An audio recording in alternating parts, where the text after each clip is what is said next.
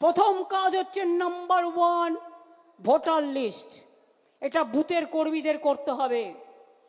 জেলা সভাপতিরা ইমিডিয়েট দায়িত্ব নিয়ে বুথের কর্মীদের নামান।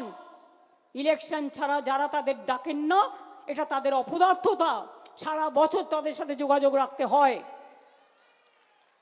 আমি খবর নেব কারা এই কাজটা করলেন ঠিক মতো আর কারা করলেন না।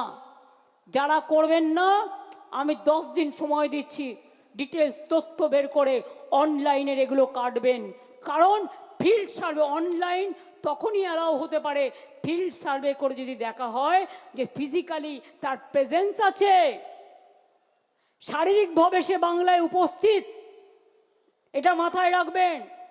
দেখুন, মমতা বন্দ্যোপাধ্যায়ের মাথা খারাপ হয়ে গেছে, কারণ মমতা বন্দ্যোপাধ্যায় বুঝতে পারছেন যে আগামী দিনে তাকে তার রাজ্যপাট ছেড়ে যেতে হবে এবং বিজেপির সরকার গঠন হবে। সেই জন্য তিনি এজেন্সির কথা বলছেন, ভোটার লিস্টে কারচুপির কথা বলছেন।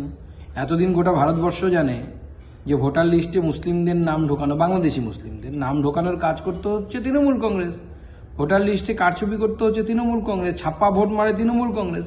এখন সেই তৃণমূল কংগ্রেস অন্যের উপর দোষ দিচ্ছে যে বিজেপি নাকি করে, অর্থাৎ ফেক ভোটিং করায়। কেউ বিশ্বাস করবে? এটা কেউ বিশ্বাস করবে না। মমতা বন্দ্যোপাধ্যায় হারবেন, তাই হারার জন্য ভয় পেয়েছেন এবং তিনি বুঝতে পারছেন যে পশ্চিমবঙ্গের হিন্দুরা একত্রিত হচ্ছে। সেই জন্য এখন হিন্দুদেরকে ভাগ করার জন্য তিনি এই প্রচেষ্টা করছেন। পশ্চিমবঙ্গের হিন্দুদের সামনে বাংলাদেশের উদাহরণ আছে।